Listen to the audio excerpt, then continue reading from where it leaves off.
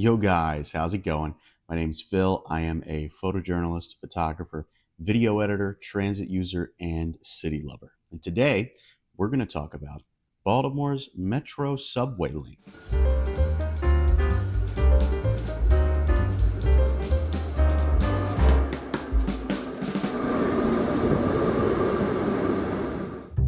So in my last video, we talked about Hi, Mark. and how the Maryland Transit Administration doesn't actually own any of the tracks it runs on.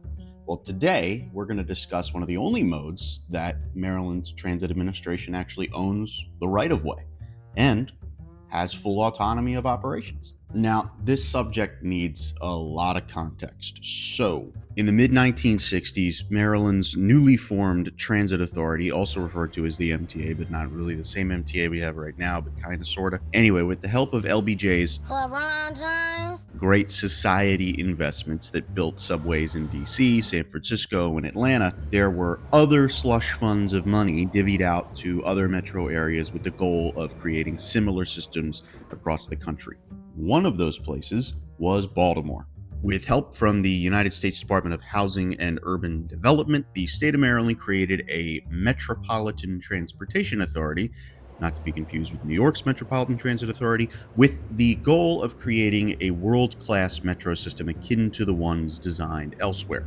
This entire map, was slated to be a metro system, like subways. Fast, frequent, reliable, and I'll repeat, fast subways. Compare this map to what we actually have today in the Baltimore area, and you'd be correct in asking, what the actual this 63 station, 71 mile long, absolute unit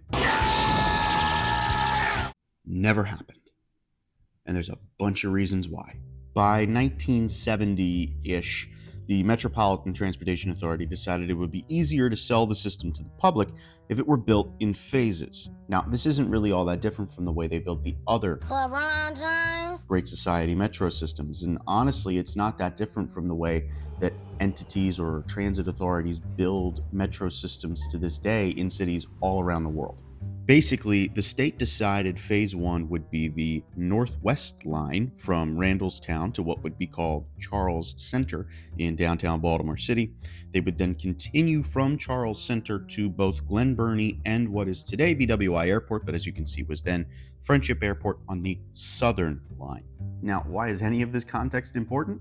Well, like many major cities across the United States, Baltimore was dealing with something very similar in the 1960s and 1970s, which was tons of adults, particularly white adults, in the area being afraid that black people would destroy their precious little enclave suburban neighborhoods that the federal government just built for them at a very great taxpayer expense. Or as it's also known, being stupidly racist. Now, I'm not going to pull punches on that because they didn't either. And the politicians these protesters put in office were not any less stupid. Basically, they decided to kill half the project, the southern line portion, just to get something built. The government in Annapolis delayed construction so long that it made the costs balloon and gave the protesters the precious victory of time. Now, if you know anything about Maryland counties, you'll know that those protests mostly took place in Anne Arundel County, but this wasn't specific just to Anne Arundel County. Baltimore County had its fair share of protesters as well. Baltimore County communities wanted their stations to be exclusively what are called park and rides, for similar unsubstantiated reasons that apartments equal black/poor people moving into their freshly minted neighborhoods. Now you gotta remember, this is an era where Jim Crow laws, de jure segregation, like legal segregation, was just made illegal across the country. And white people, writ large, were not happy about it. Now, these suburban hissy fits not only played a crucial part in denying generations of Baltimoreans from all over the area a fast, frequent, and reliable ride to and from an international airport,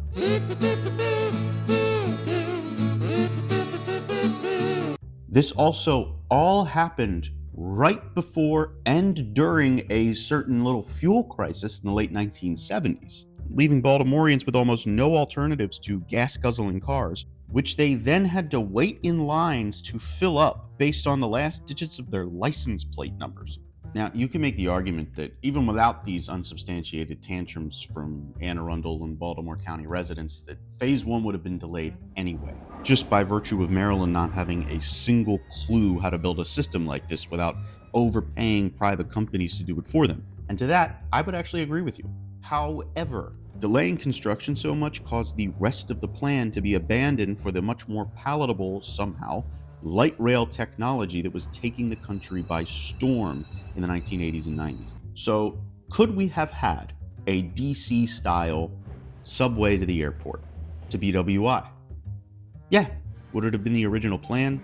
Maybe not, but you can definitely say we'd have more now than we do without all this county pearl clutching.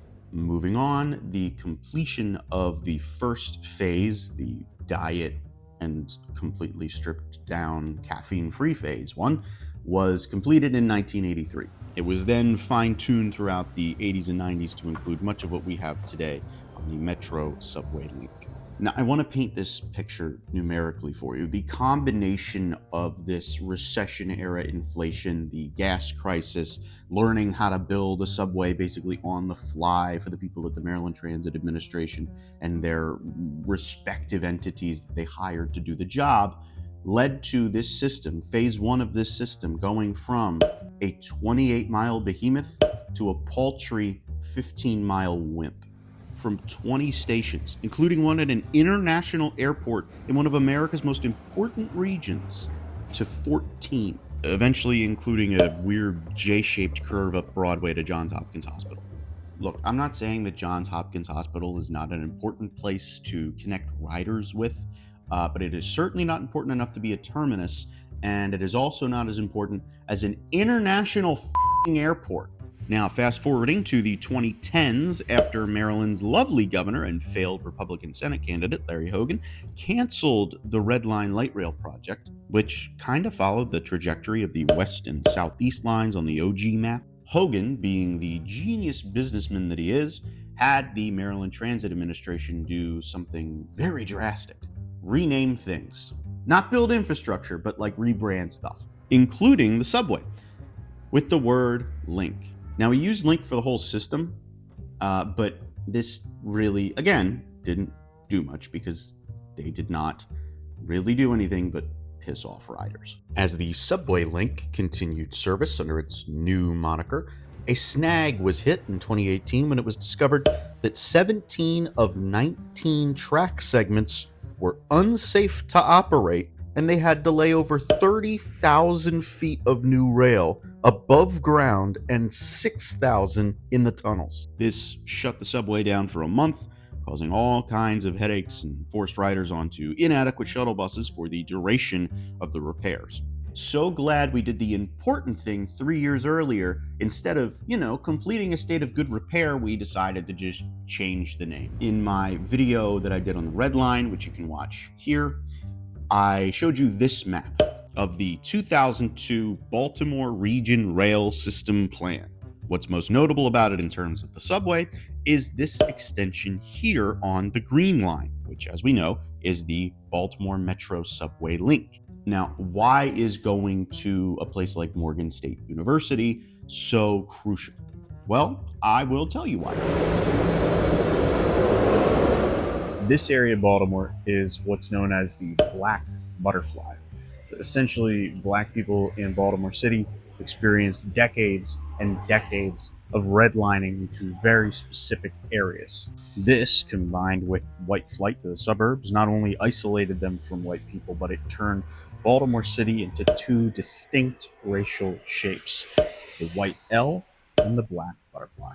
This, among other things, lessened the access to higher education for people in these areas. Morgan State, a famous Black institution of higher learning, not just in Baltimore City, but on the East Coast of the United States, is in this Black Butterfly area.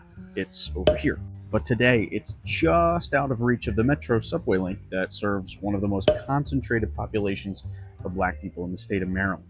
Now, maybe it's just me, but I feel like it's probably a good idea to connect a very dense corridor with subway service to one of Maryland's premier HBCUs, particularly in an area where it is 3-1 populated by Black people. Maybe that would be a great way to not only help the university grow, but help these communities grow, all while providing a time-efficient and cost-efficient way for students and staff living in these areas to access quality higher education geared specifically towards their needs and interests as a community. And this wouldn't even just help college students or people working at Morgan State. It would help people trying to go to high school. One of Baltimore City's vocational technical schools, Mervo, is right south of Morgan State University and would be serviced by an extension of the subway system.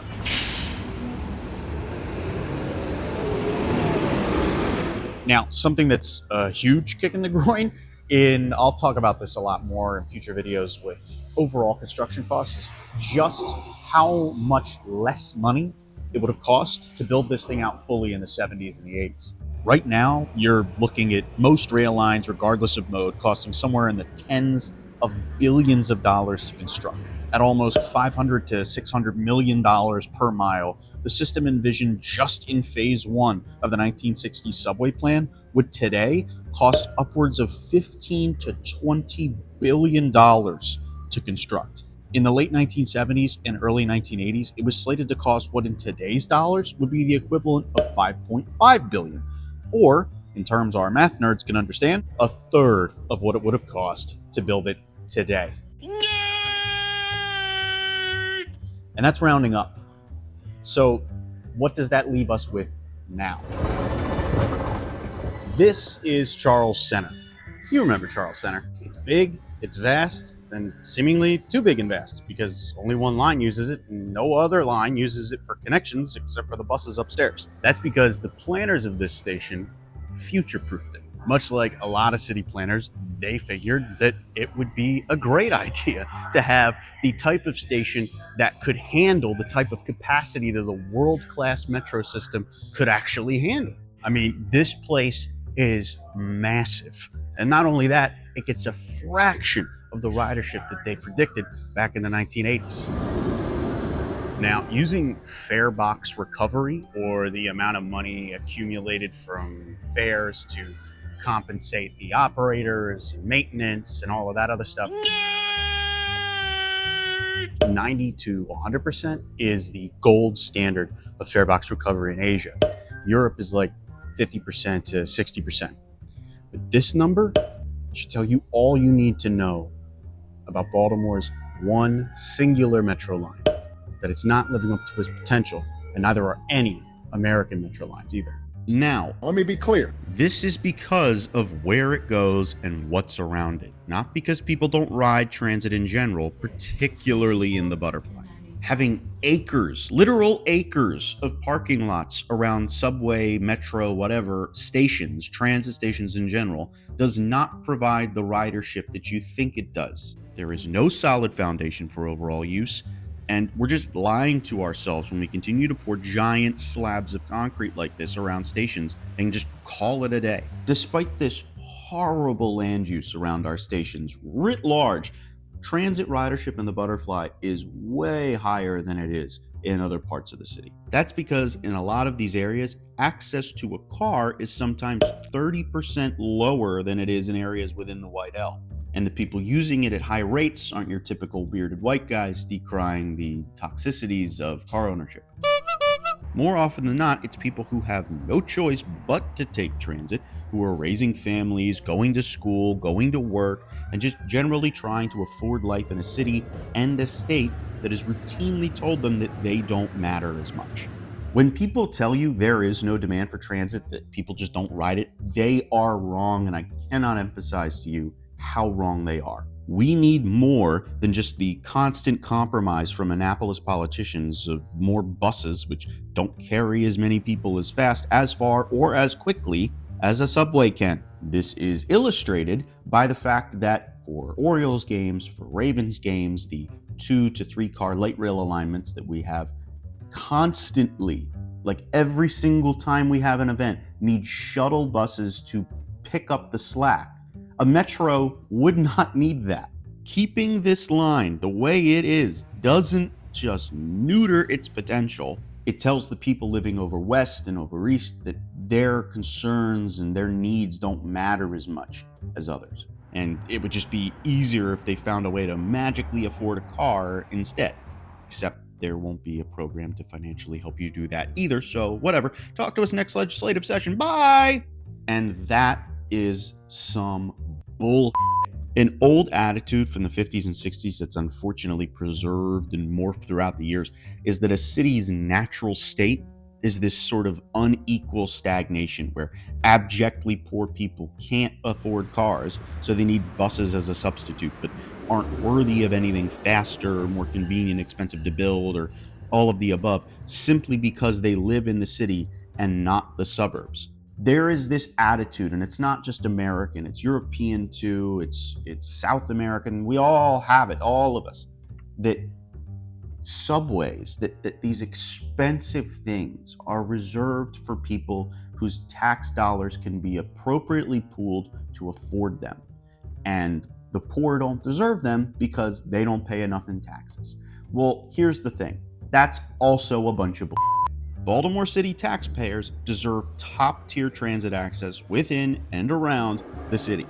Our subway line, our singular kind of goes nowhere subway line, does have a lot of untapped potential. And we need to recognize that by building affordable housing on its parking lots, investing more resources into the neighborhoods it already services, and expanding it to give greater access to higher education, jobs, and financial growth opportunities. We need to make sure that we prioritize this corridor because it is the best quality of transit that we have. I cannot emphasize enough that a piece of transportation that the Maryland Transit Administration fully controls, you can have headways 5 to 8 minutes on this line if you really wanted to, and you can get people to and from places rapidly, like rapid transit being the key word here. This is not something that we can't have. It's only something that we don't want to give ourselves for whatever reason. Thanks for watching. Appreciate you.